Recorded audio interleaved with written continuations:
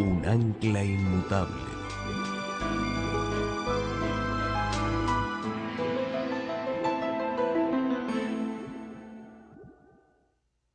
Quiero invitarles a inclinar sus rostros conmigo y vamos a pedir la presencia de Dios en nuestro estudio de esta mañana. Padre Celestial, gracias te damos por habernos despertado este día.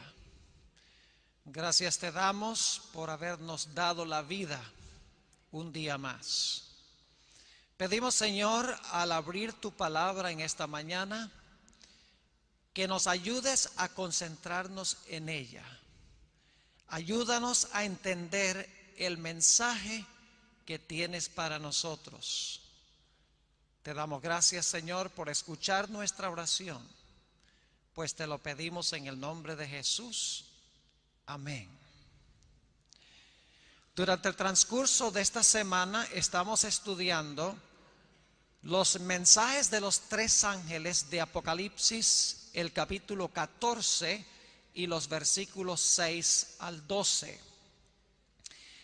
Hasta ahora hemos estudiado el versículo 6 y una porción del versículo 7.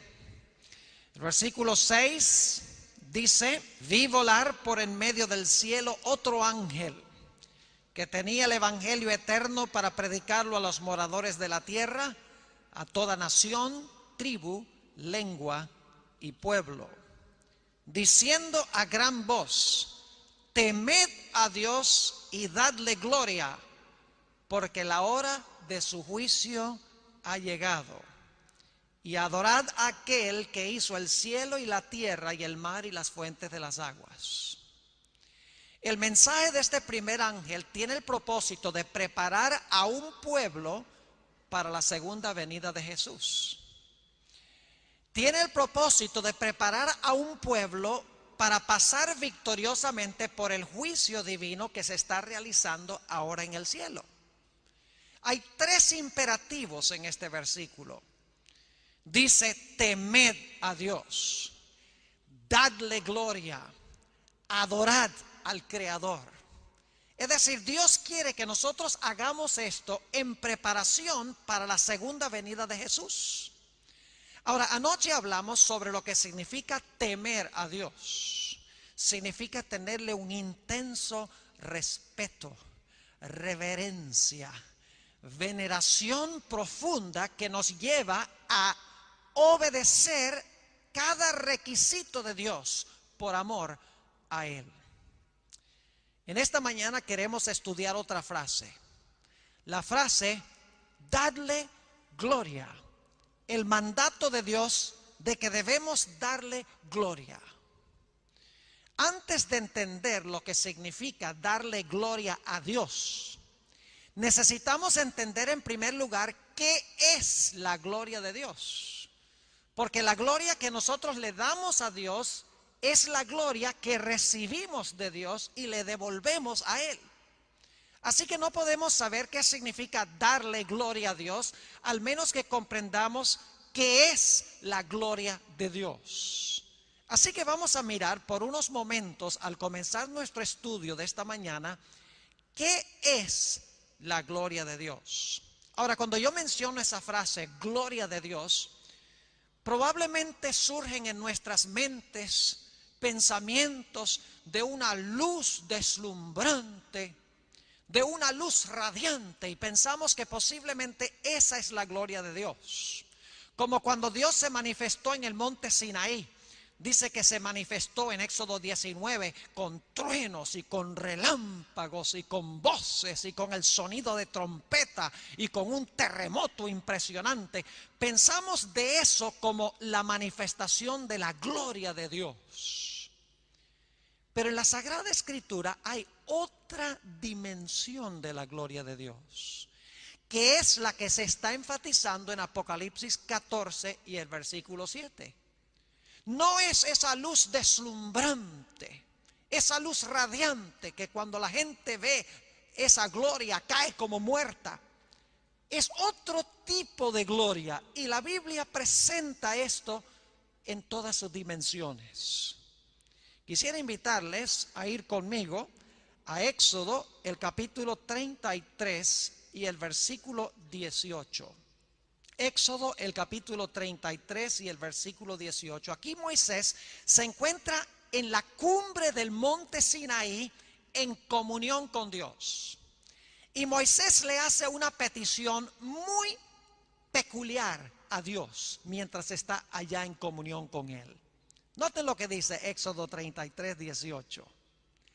Él entonces le dijo: te ruego que me muestres tu gloria. Moisés le dice a Dios: Señor, muéstrame tu gloria. ¿Qué le mostró Dios? ¿Una luz deslumbrante? ¿Su brillo resplandeciente? La respuesta de Dios es extraña. Cuando Moisés le pide que le muestre su gloria, noten la respuesta de Dios en el versículo 19. Y le respondió, Dios está hablando aquí: yo haré pasar todo mi bien delante de tu rostro y proclamaré el nombre de Jehová delante de ti. Qué interesante lo que le muestra Dios a Moisés. Moisés dice: muéstrame tu gloria, y Dios dice: voy a hacer pasar delante de ti mi bien. Voy a proclamar el nombre de Jehová. El nombre en la Biblia denota el carácter de la persona. No es como hoy en día que a veces ponemos nombres porque hay algún familiar que tenía ese nombre o por distinguir a un individuo de otro. En la Biblia el nombre se da porque se quiere que el hijo tenga el carácter, o porque Dios sabía que el carácter de esa persona iba a ser de cierta clase. Así que dice: proclamaré el nombre de Jehová delante de ti. Y ahora escuchen: y tendré misericordia del que tendré misericordia, y seré clemente para con el que seré clemente. Lo que le muestra Dios a Moisés, la gloria que Dios le muestra a Moisés, es su carácter. Dice: yo haré mi bien pasar delante de ti, mi bondad, en otras palabras. Haré que mi misericordia pase delante de ti, mi clemencia pase delante de ti. Cuando Moisés le pide a Dios que le muestre su gloria, Dios le muestra una descripción de su carácter. Es decir, la gloria de Dios es su carácter. Noten también Éxodo 34 y el versículo 6 y 7, a donde se amplía un poco este pensamiento. Dice en el versículo 6: y pasando Jehová por delante de él, es decir, por delante de Moisés, porque Moisés había pedido ver la gloria de Dios. Ahora Dios pasa por delante de Moisés, le va a mostrar su gloria. Pero fíjense qué peculiar lo que Dios le muestra. Y pasando Jehová por delante de él, proclamó: Jehová, Jehová, fuerte, misericordioso y piadoso, tardo para la ira, grande en misericordia y verdad, que guarda misericordia a millares, que perdona la iniquidad, la rebelión y el pecado, y que de ningún modo dará por inocente al malvado. Es decir, Dios le muestra a Moisés, según este texto, su misericordia, le muestra su piedad, le muestra que es tardo para la ira, le muestra su justicia. Dios le muestra a Moisés los rasgos de su carácter. Qué forma extraña de Dios revelar su gloria. La gloria de Dios son los rasgos de su carácter. Ahora, en Éxodo 34 encontramos un detalle muy interesante. Éxodo 34 y el versículo 29 nos describe a Moisés cuando desciende de la montaña, después de haber estado en comunión con Dios, después de haber contemplado el hermoso y el glorioso carácter de Dios. Es interesante la descripción que se da de Moisés cuando desciende de la montaña. Éxodo 34 y el versículo 29. Y aconteció que descendiendo Moisés del monte Sinaí con las 2 tablas del testimonio en su mano, al descender del monte no sabía Moisés que la piel de su rostro resplandecía, después que hubo hablado con Dios. Muy importante esa última frase. Dice que cuando Moisés descendió de la montaña, le resplandecía el rostro después de haber hablado con Dios. Es decir, la gloria de Dios se le pegó a Moisés. Moisés se contagió, podríamos decir, con la gloria de Dios cuando descendió de la montaña. Y ahora Moisés está reflejando en su rostro la gloria de Dios. ¿Saben ustedes que la Biblia nos dice en Números, el capítulo 12, y quiero leer ese texto, Números el capítulo 12, y el versículo 3 nos dice algo muy interesante en cuanto a Moisés. Dice allí: y aquel varón Moisés era muy manso, más que todos los hombres que había sobre la tierra. ¿Qué clase de carácter tenía Moisés? Dice que tenía un carácter manso más que cualquiera de los hombres que había en ese tiempo en la tierra. Y sin embargo la Biblia indica de que hubo un tiempo en que Moisés no era muy manso. Moisés era medio bravo. Note lo que dice en el libro de Éxodo. Éxodo el capítulo 2 y los versículos 11 al 14. Éxodo el capítulo 2 y el versículo 11 al 14. Saben que Moisés tenía un genio muy fuerte. Podía enojarse fácilmente, aún hasta el punto de matar a alguien. Eso fue mucho antes de que ocurriera lo que hemos estado estudiando esta mañana. Dice en Éxodo el capítulo 2 y el versículo 11: en aquellos días sucedió que crecido ya Moisés salió a sus hermanos y los vio en sus duras tareas. Y observó a un egipcio que golpeaba a uno de los hebreos sus hermanos. Entonces miró a todas partes. Fíjense que este fue asesinato premeditado. Dice, entonces miró a todas partes y viendo que no parecía nadie, mató al egipcio y lo escondió en la arena. Es decir, Moisés tenía un carácter violento cuando estaba en Egipto. Sin embargo, en Números dice que era el hombre más manso que había en la tierra en esa época. Y nos preguntamos, ¿cómo es que Moisés era el hombre más manso si cuando estaba en Egipto era tan violento en su carácter? La respuesta es que Moisés había pasado 40 años con Dios en el monte allá, cuidando las ovejas de Jetro, su suegro. Cada día subía a la montaña, tenía comunión con Dios, hablaba con Dios, y mientras más comunión tenía con Dios, más llegaba a reflejar su carácter, más llegaba a reflejar su gloria. Hasta que ahora Moisés llegó a reflejar plenamente el carácter de Dios. Y si ustedes no creen que Moisés en verdad había aprendido a ser manso y humilde y que reflejaba el carácter de Dios, saben que en los relatos que tenemos del peregrinaje de Israel entre Egipto y Canaán, que duró 40 años, la Biblia nos dice, mejor dicho, la Biblia no nos dice que Moisés se haya enojado ni una sola vez. Es más, no nos dicen los relatos que Moisés haya pecado durante esos años. Solamente cuando finalmente llegó a las riberas de Canaán, después de los 40 años, que perdió el control y golpeó la roca 2 veces. Pero entre cuando salieron de Egipto hasta el momento cuando estaban a punto de entrar a Canaán, no se registra ningún pecado de Moisés. Y tenía mucha razón para perder el control, porque vivía con un pueblo mal geniado. Un pueblo que no le gustaba la comida y murmuraba, no tenía agua y murmuraba, se cansaba de sus dirigentes y murmuraba, había demasiado calor y murmuraban.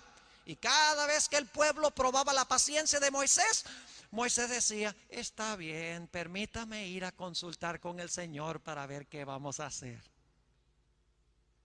Moisés reflejaba la gloria de Dios, misericordioso, bondadoso, tardo para la ira, grande en benignidad y bondad, aún hasta el punto de decirle a Dios, Señor, si tú no puedes perdonar a este pueblo, borra mi nombre de tu libro.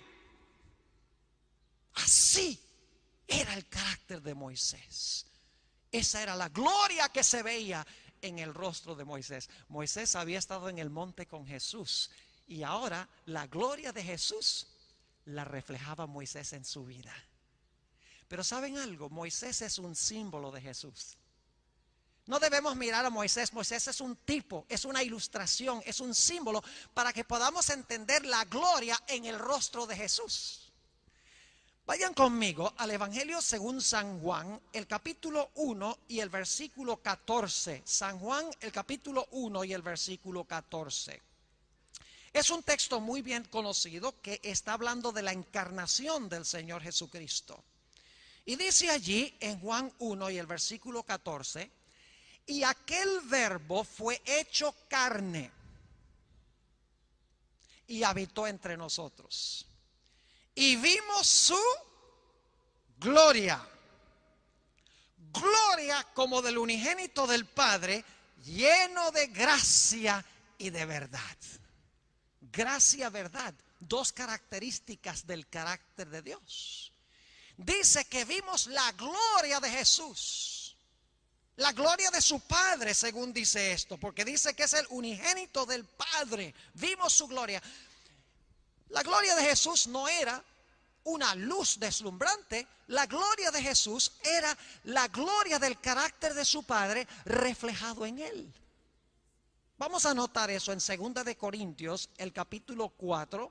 2 de Corintios, el capítulo 4 y el versículo 6. Fíjense qué lindo este texto de 2 de Corintios 4, 6. Dice aquí, porque Dios, hablando del Padre, que mandó que de las tinieblas resplandeciese la luz, es el que resplandeció en nuestros corazones para iluminación del conocimiento de la gloria de Dios en la faz de Jesucristo. ¿Qué es lo que estaba en la faz de Jesucristo? En la faz de Jesucristo estaba la gloria de Dios. Lo que pasó con Moisés en figura, en ilustración, en tipo, se cumplió en efecto en un ámbito mayor en nuestro Señor Jesucristo. Ahora, lo único que tenemos que hacer para ver cuál es esa gloria en el rostro de Jesús es examinar los relatos de los evangelios. Noten lo que dice Juan el capítulo 2 y el versículo 11. ¿Qué es la gloria que reveló Jesús? La gloria del Padre que reveló Jesús mientras estuvo en esta tierra. Noten lo que dice San Juan, el capítulo 2 y el versículo 11. Está hablando del primer milagro de Jesús en las bodas de Caná. Fíjense que no había vino. Y ahora el Señor Jesucristo usa el poder de su Padre para transformar agua en vino. Jesús se preocupó por satisfacer aún las necesidades cotidianas de la gente. Pero quiero que noten cómo se describe ese milagro de Jesús. En Juan 2 y el versículo 11 dice: este principio de señales hizo Jesús en Caná de Galilea. Y manifestó su ¿qué? Y manifestó su gloria. Y sus discípulos creyeron en él. Los milagros de Jesús, las señales de Jesús, según dice este texto, eran su gloria. ¿Y qué hacía Jesús en sus milagros? Revelar el amor de Dios, revelar la misericordia de Dios, revelar la paciencia de Dios, revelar la longanimidad de Dios, el hecho de que Dios se preocupa por la raza humana. Los milagros de Jesús los hacía en beneficio de los seres humanos, y esa era la gloria del Padre reflejada en el rostro de Jesús. Noten lo que dice Juan el capítulo 11, hablando de la resurrección de Lázaro. El deseado de todas las gentes dice que este fue el más grande milagro de Jesús. San Juan el capítulo 11 y el versículo 4. Dice: oyéndolo Jesús dijo: esta enfermedad no es para muerte. Es decir, la enfermedad de Lázaro no es para muerte, sino para la gloria de Dios, para que el Hijo de Dios sea glorificado por ella.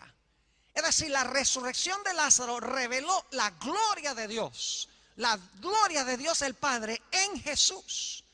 Y noten lo que dice el capítulo 11 Y al final del capítulo, cuando Jesús va a hablar con María y con Marta, le dice a Marta: ¿tú acaso no sabes que yo vine aquí a revelar la gloria de Dios? Y Jesús había venido a resucitar a Lázaro. Es decir, Dios como dador de vida revela su gloria. La gloria de Dios es, en otras palabras, su carácter. En Juan 14 encontramos un pasaje que todos conocemos bien, 14, 8 y 9. Felipe le dijo: Señor, muéstranos el Padre y nos basta. Fíjense que está haciendo la misma solicitud que hizo Moisés en el monte Sinaí. Está diciendo: muéstranos al Padre, queremos ver al Padre. ¿Y qué dijo Jesús? Versículo 9. Jesús le dijo: tanto tiempo hace que estoy con vosotros y no me has conocido, Felipe. El que me ha visto a mí, ha visto al Padre. ¿Cómo pues dices, muéstranos al Padre? El que vio el glorioso carácter de Jesús, el carácter sanador de Jesús, el carácter de amor de Jesús, el carácter de bondad de Jesús, el carácter de longanimidad, de paciencia de Jesús, los que vieron eso durante su ministerio estaban en verdad viendo al Padre, porque la gloria que reveló Jesús del carácter de Dios era la gloria del carácter de su Padre. Noten lo que dice Hechos, el capítulo 10 y el versículo 38. Hechos, el capítulo 10 y el versículo 38. Nos habla de lo que hizo Jesús mientras estuvo en esta tierra. Dice: como Dios ungió con el Espíritu Santo y con poder a Jesús de Nazaret. ¿Se fijaron en esto? Los milagros que hizo Jesús los hizo con el poder de su Padre. Las enseñanzas de Jesús no eran enseñanzas de Él, eran enseñanzas que le dio su Padre. Es decir, las enseñanzas de Jesús, los milagros de Jesús, las obras de Jesús eran una revelación de aquello que le había dado su Padre. Era una revelación del Padre en el rostro de Jesús. Y sigue diciendo que con el Espíritu Santo y con el poder, anduvo haciendo bienes y sanando a todos los oprimidos por el diablo. ¿Y por qué razón? Porque Dios estaba con él. Es decir, así como Moisés reflejó la gloria de Dios en el monte, ahora Jesús viene y refleja la gloria de Dios para con sus semejantes. La gloria de Dios, en otras palabras, es el brillo del carácter de Dios que brilla sobre Jesús y a través de Jesús brilla a otros. Pero el texto de Apocalipsis 14 nos dice que nosotros debemos darle gloria a Dios. No está hablando directamente de que Dios nos da su gloria, está diciendo que nosotros debemos darle gloria a Dios. Porque hemos dedicado tanto tiempo esta mañana a hablar de lo que es la gloria de Dios. Mis queridos hermanos y amigos jóvenes, la razón por la cual he hablado tanto de lo que es la gloria de Dios es porque la gloria que viene de Dios es la misma gloria que le devolvemos a Dios. Vayan conmigo a San Juan, el capítulo 8, para entender un poquito mejor esto. San Juan 8 y el versículo 12. Juan, el capítulo 8 y el versículo 12. Otra vez Jesús les habló diciendo: yo soy la luz del mundo. El que me sigue no andará en tinieblas, sino que tendrá la luz de la vida. Jesús dice: yo soy la luz del mundo. Pero ahora quiero que vayamos a Mateo y notemos algo muy interesante. Mateo, el capítulo 5, dice algo un poco distinto que lo que leímos en Juan 8. Mateo, el capítulo 5 y el versículo 14. Aquí Jesús le está hablando a la multitud que lo está escuchando. Y dice Jesús: vosotros sois la luz del mundo. Ahora tenemos un problema. ¿Quién es la luz del mundo? ¿Jesús o nosotros? En Juan 8:12 dice que Jesús es la luz del mundo, que brilla sobre el mundo. En Mateo dice que nosotros debemos ser la luz del mundo. Entonces, ¿quién es la luz del mundo? ¿Jesús o nosotros? Creo que la mejor explicación la adquirimos nosotros viendo la relación que existe entre el sol y la luna. Salen de día y ven ese sol radiante como el de esta mañana. Ah, qué rico ese sol, ¿verdad? Pero cuando salimos en la noche, no vemos el sol, sino que vemos, si la noche está clara, vemos esa luna llena, romántica. Y decimos, ve, qué linda está la luna esta noche. Eso es solo parcialmente cierto.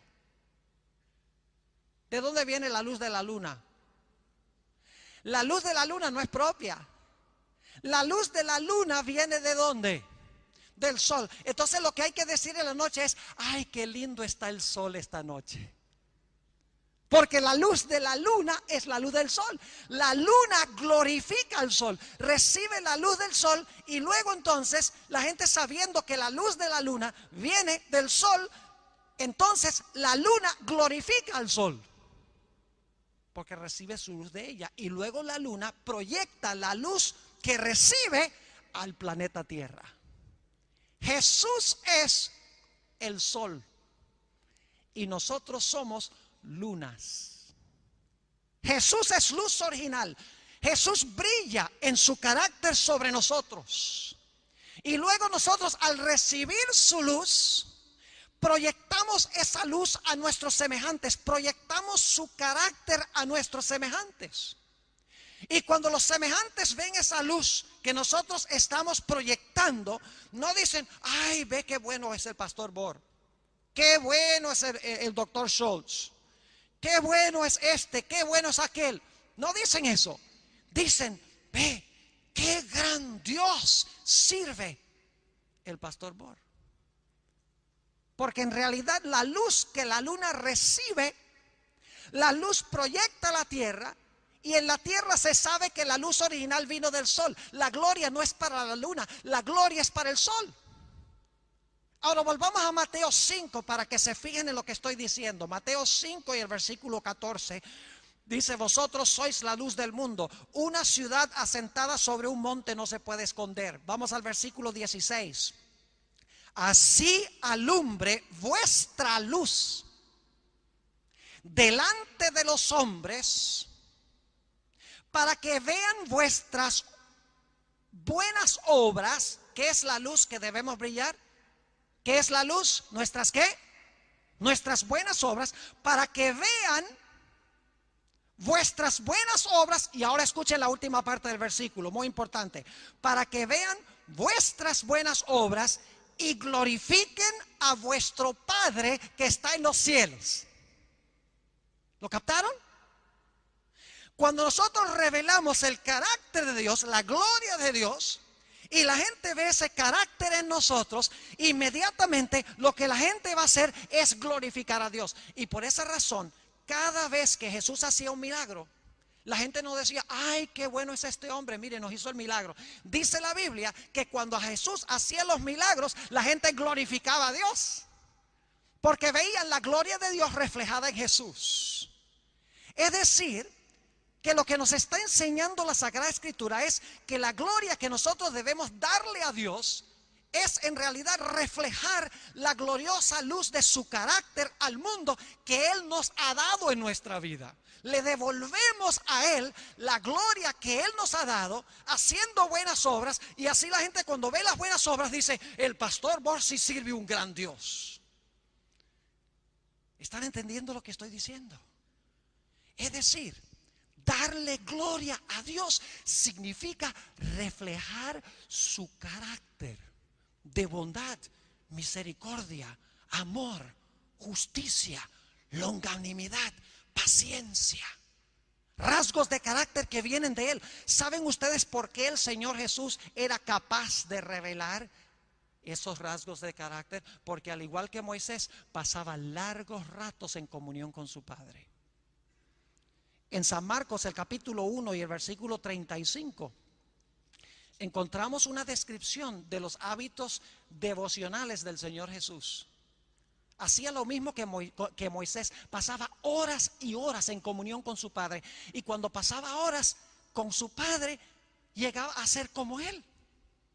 Dice en San Marcos el capítulo 1 y el versículo 35, levantándose muy de mañana, siendo aún muy oscuro, salió y se fue a un lugar desierto y allí oraba. Pasaba comunión con el Padre. ¿Y saben algo? Que cuando Moisés pasó tiempo con Dios, la gloria de Dios se le pegó. Cuando Jesús pasó tiempo con su Padre, la gloria de su Padre se le pegó y la reveló. Por eso en Juan 17, cuando Jesús al final de su ministerio está orando a su Padre, le dice: Padre, he cumplido la obra que me diste. He revelado tu gloria, dice Jesús. Es decir, te he glorificado revelando la gloria que tú me diste, revelando tu carácter al mundo. Esto significa, mis apreciados jóvenes y hermanos, que al final de la historia Dios va a tener un pueblo que revela el carácter de Dios como nunca antes en la historia en sus vidas. Eso es lo que quiere decir Apocalipsis 18:1, cuando habla de ese poderoso ángel que desciende del cielo teniendo grande potencia y dice que toda la tierra es alumbrada con su gloria. Una revelación del carácter de Dios como no se ha visto jamás en la historia del mundo. Alimentando a los hambrientos, vistiendo a los desnudos, dándole agua a los sedientos, visitando a los encarcelados, recibiendo a los desamparados. No tenemos tiempo de leerlo, pero si leyeran Isaías el capítulo 58, dice que nuestra lumbre se levanta cuando hacemos estas cosas, cuando revelamos el carácter de Dios. Quiero concluir mis comentarios esta mañana con 2 Corintios 3. Para que se den cuenta que lo que hemos estado hablando es precisamente así. 2 Corintios, el capítulo 3 y el versículo 18. El apóstol Pablo está hablando de la experiencia de Moisés en el monte Sinaí. Y quiero que noten que el apóstol Pablo nos aplica esto a nosotros. Dice en el versículo 18: por tanto, nosotros todos, mirando a cara descubierta, como en un espejo, la gloria del Señor, ¿somos qué? Somos transformados de gloria en gloria en la misma imagen como por el Espíritu del Señor. Dice allí que nosotros, pasando comunión con Jesús, dice aquí que contemplando la gloria de Jesús, somos transformados de día en día, de gloria en gloria, a su misma semejanza. Mientras más tiempo pasamos con Él, más reflejamos su gloria, más se nos pega su carácter para revelarlo al mundo. Elena White escribió unas palabras muy hermosas que se encuentran en el libro devocional Hijos e Hijas de Dios, página 337. Me gusta cómo ella describe esto. Dice: al contemplar la gloria, al contemplar a Cristo, al hablar de Él, al contemplar la belleza de su carácter, somos transformados de gloria en gloria. ¿Y qué es gloria? Es carácter. Somos transformados de carácter en carácter. Así vemos que hay una obra de purificación que se realiza mientras contemplamos a Jesús. Mirando a cara descubierta como en un espejo la gloria del Señor, la gloria de Jesús, somos transformados a su misma semejanza. Mientras más tiempo pasamos con alguien, más reflejamos a ese alguien. Por esa razón tenemos el dicho: dime con quién andas y te diré quién eres. ¿No han visto ustedes alguna vez a una pareja de viejitos que han estado casados por 50 años? Caminan por la calle como que dan el mismo paso, a la izquierda y la derecha al mismo tiempo. Los ve uno, les gustan las mismas cosas, se miran igual, comen igual. Es como si fueran uno, como dice la Biblia. ¿Por qué razón? Porque cuando uno pasa 50 años con una persona, algo se le va a pegar. Y así es con Jesús. Mis apreciados jóvenes y hermanos, lo que más necesitamos nosotros en esta época de la historia es pasar tiempo con el Señor Jesús, en oración, en el estudio de su palabra, hablando de Jesús. La palabra que se usa aquí en 2 Corintios 3 es, cuando dice somos transformados, es la palabra metamorfoo. Es una transformación radical. Es la palabra metamorfosis. Y una metamorfosis, un gusano cambia a una mariposa. Ese es el cambio que se realiza cuando contemplamos al Señor Jesús, cuando estudiamos su palabra, cuando día en día pasamos tiempo con Él. Quiero terminar con una ilustración para que podamos entender más la importancia de pasar tiempo con Jesús, para que se nos pegue su gloria, para luego reflejar su gloria, para que la gente entonces lo glorifique a Él. Hace varios años enseñé en nuestra institución hermana en la ciudad de Medellín, Colombia. En ese tiempo se llamaba el Instituto Colombo Venezolano. Enseñé 6 años teología. Ha sido mi costumbre en las mañanas levantarme temprano y escoger una porción de los evangelios, leer esa porción y reflexionar sobre lo que estoy leyendo. Me ha ayudado en mi vida personal con el Señor Jesús, empezar con Jesús. Es más, Elena White dice que debemos pasar 1 hora al día contemplando la vida de Jesús, especialmente las escenas finales. Y dice que si lo hacemos, nuestra vida será completa y radicalmente diferente. La razón por la cual no tenemos victoria en nuestra vida cristiana es porque estamos viendo mucha televisión y estamos escuchando mucha música mundana. Estamos dedicando tiempo a aquello que no edifica. Reflejamos el carácter de lo que nosotros vemos y oímos. Es una ley psicológica de la vida. Esa mañana había estado yo reflexionando, cierta mañana, sobre el texto que dice: Padre, perdónalos, porque no saben lo que hacen. Y no solamente leí el texto, me puse a recrear la escena en mi mente. Traté de ubicarme y colocarme en el ambiente de la época, porque así debemos reflexionar sobre la Biblia, sobre la vida de Jesús. Fui a una clase y en la clase había 2 alumnos que estaban en la parte de atrás y durante toda la clase estaban hablando y estaban riéndose. Cuando se reían y hablaban, yo los miraba, dejaban de hablar y de reírse, pero apenas miraba para otro sitio, reanudaban otra vez su conversación, casi en son de burla de lo que estaba sucediendo en la clase. Mientras ellos estaban en esta condición, haciendo esto, yo quiero decirles que la sangre me empezó a subir a la cabeza. Me empecé a irar. ¿Quiénes son estos alumnos para portarse de esta manera en clase? Y mientras más mal se portaban, más subía la sangre, hasta que estaba a punto de estallar e insultarlos públicamente en presencia de todos sus compañeros. Y cuando estaban las palabras por salir de mi boca, escuché como si alguien estuviera hablando conmigo: Padre, perdónalos, porque no saben lo que hacen. ¿De dónde salió ese pensamiento en ese momento? Yo creo que el Espíritu Santo me trajo a la memoria lo que yo había estudiado, aquello sobre lo cual había reflexionado esa mañana. Quiero decirles que cuando me vino a la mente eso, la sangre nuevamente descendió a donde debía estar. Me calmé, no dije nada.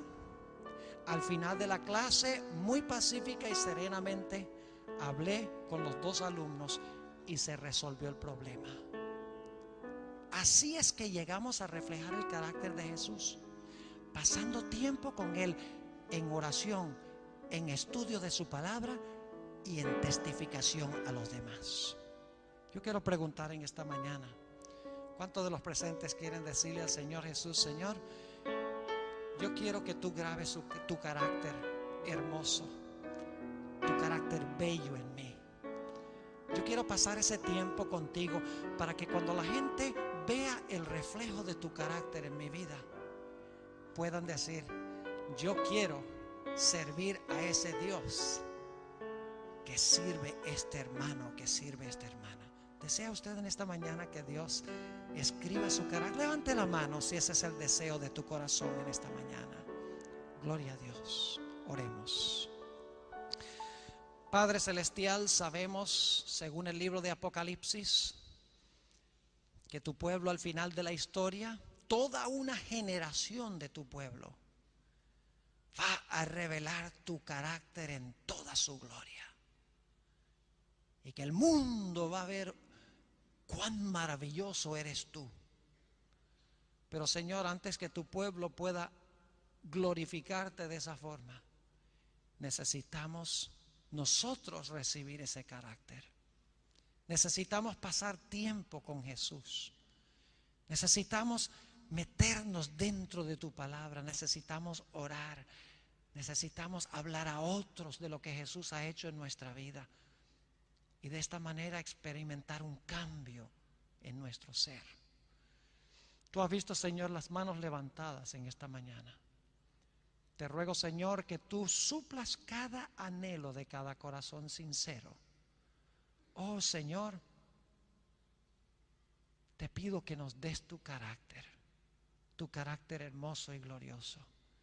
Ayúdanos a terminar tu obra en este mundo, pues el Evangelio se terminará no solo predicándolo, sino por testimonio a todas las naciones. Bendice, Señor, a esta juventud de esta institución. Bendice al personal docente. Bendice a los hermanos y hermanas de la comunidad. Oh, Señor, trae un reavivamiento y una reforma como no se ha visto nunca en esta institución. Te damos gracias, Señor, por escuchar nuestra oración, pues te lo pedimos en el nombre de Jesús. Amén.